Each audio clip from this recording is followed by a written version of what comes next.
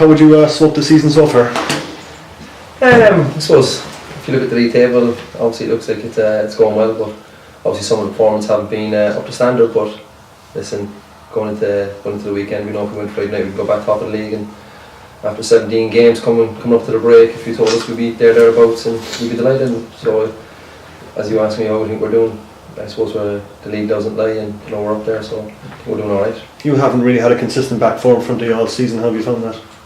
Yeah, I suppose it can be tough, over the last couple of years it's always been nearly the same back five, and this year he's chopped and changed quite a bit, but the young lads that have come in have done very well, and now you've Benno coming back, you've got Aaron Barry to step in, so listen, these young boys there, I suppose as a goalkeeper I need to talk to the boys, keep the boys on the toes, maybe more so than they do to Benno and Aaron Barry and that, but listen, whoever plays centre half, whoever plays right back, full or left back, it doesn't matter, it's all quality players, and no matter who plays there, we're looking to keep clean sheets, and thankfully that this season we've kept quite a lot of clean sheets. And watching Sean and Connor's emergence has been fantastic. Say that again? Watching Connor and Sean's emergence, it's brilliant. Yeah, to be fair, I suppose you look at before the start of the season, two boys would probably maybe people thinking it'll be fringe players to be in and out, and would I myself personally seen the two boys starting as the two main centre halves for us after a few games? Probably not. But as the two boys have played together, they've been absolutely fantastic, and I think what are they, 20 years of age, both of them or whatever it is, and that'll be brilliant, and no doubt there'll be a lot of clubs watching them and a lot of clubs sniffing about, because at the age of 20 and they've walked into our team and it's been no problem to them. Mark, just wondering, did you see the Ireland under-17s match last night? I did. And as a goalkeeper, what were your thoughts on what happened? Yeah, I thought it was very, very harsh. I felt for the young lads. It's a very tough position as a goalkeeper. And the highs that he went to from making a penalty save to the lows of being sent off. It's a tough thing to take. You're there on your own. Like I said, the highs of saving that penalty. Keeping Ireland in it looked like, and it looked like I think it was going to go Ireland's way after that save. And then obviously to get the yellow card and to be sent off, I think a bit crazy. I think I've heard Collie O'Brien saying last night that they warned the Dutch keeper twice before they booked the Irish keepers. I think it's crazy, really. I suppose from the replays, I suppose you looked at it, the goalkeeper's foot was still on the line, so you wonder, has he really stepped off? But listen, it's your automatic movement as a goalkeeper to step out, and I think if they looked at every goalkeeper, every step they take, then there'd be no penalties ever taken, because every penalty would be retaken constantly.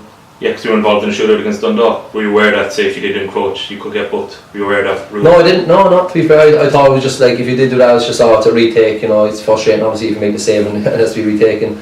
But to be getting a yellow card and be sent off, I think it's crazy, and especially at that standard European Championships under 17. And he's a young kid, and it's a very tough thing at an early age to, I suppose, be sent off, and such a big tournament like that. But listen, he'll learn from it, and I'm sure that he'll come out the better side of it. Bray will be a tough nut on Friday night. The manager in Martin Russell, and the game in Bray really, until the kind of second goal went in, was tight enough in itself, wasn't it? Yeah, to be fair, you look at Bray are, I suppose, they're a strange team in a way, as in they've some quality players in the team, and they've really struggled for a lot of the season. But I think like that since Martin has come in there really in the back room, and they kind of picked up performances. I think you look at the results, the points they have on the board this year has been against, I think it's Shamrock Rovers, Dundalk, Derry, Waterford. So they obviously raise the games for the big clubs, and coming down here, I suppose it's no big game for them to play down Turner's Cross in front of 5,000 people, and they know if they can pick up 3 points, it'll really help them, because I think they're really slowly but surely starting to catch the teams above them, and listen, they're coming down here, we're the home team, we're the team pushing for trophies, so we got to go and take the game to them, and hopefully we get the 3 points. The home form's been great, hasn't it? Yeah, it's been brilliant. To be fair, I think was it last week or 2 weeks ago was the first goal we've conceded. At home, so it just shows how strong we have been.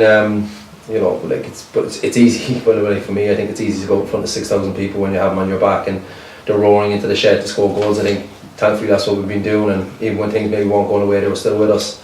So I think they play a huge part in when we're at home. And you look at Derry getting huge crowds, and there's no coincidence that they're winning all their home games, and Dundalk probably the same, and for us it helps us. We have 6,000, 5,000 people there shouting it on, and it really helps. And listen, let's hope the crowd turn up again on Friday night and we can get our 3 points from. They've been patient as well, haven't they? As you said, when things aren't going well, they still stay behind the team. They're not getting on your backs. Yeah, no, that which is good, which is maybe over years previously gone by, the crowd can maybe get on your back a small bit, but this year and the last couple of years they've been brilliant for us, and I think they can sense that while we're not playing well, there's still a chance, there's still a goal in us, and I think that maybe that's why they stay with us, and thankfully, like I said, anytime we've been struggling at a home game, they've helped us through it, and thankfully we've come away with 3 points each time. Mark, was that home clean sheet run something that you had in your head? Like, were you aware of it all along and it was something you were mad keen to maintain? Or was it nearly, was it nearly better for it not to be kind of a constant kind of... No, to be honest, yeah. Up until maybe 2 weeks ago, whatever it was, before that game, I never thought of anything, I never even thought of it. But when I did hear about it, I was like, oh, that's brilliant, let's keep this going now. And then to concede a goal as sloppy as what we did against Limerick. You probably see if you watch the video afterwards, I went bananas, I lost it, and obviously disappointed conceding a goal, but it was really, really frustrating to know that Limerick didn't get a chance in the whole game yet to get one mistake from us, and it cost us, but I suppose it's one goal we've conceded at home in 6 home games in this season. We go to Bray tomorrow, hope to keep another clean sheet.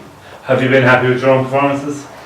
Yeah, I think I've done alright. I think when I look back, and obviously bar the mistake I've made up in Dundalk, I think I've been consistent enough, and there's been still a lot of games where I haven't got much to do, but I suppose as a goalkeeper you just got to keep on your toes and just keep reading the play as they play it, like Phil Harrington keeps saying to me, and sometimes as a goalkeeper it's not about making the flashy saves, it's about reading the game and making, stepping out and making those little easy catches and stuff like that, so it's concentration is a big thing, but have I looked back over the season so far? Yeah, I'm quite happy. And how different is it when you've Peter Cherry as the backup? Now we know a guy who's won the title with Dundalk, rather than a young fella who's a clear number 2, is there more pressure on you, and does that bring out more in you then? Yeah, to be honest, when Peter first came in at the start of the season I was kind of going, whoa, what's going on here now?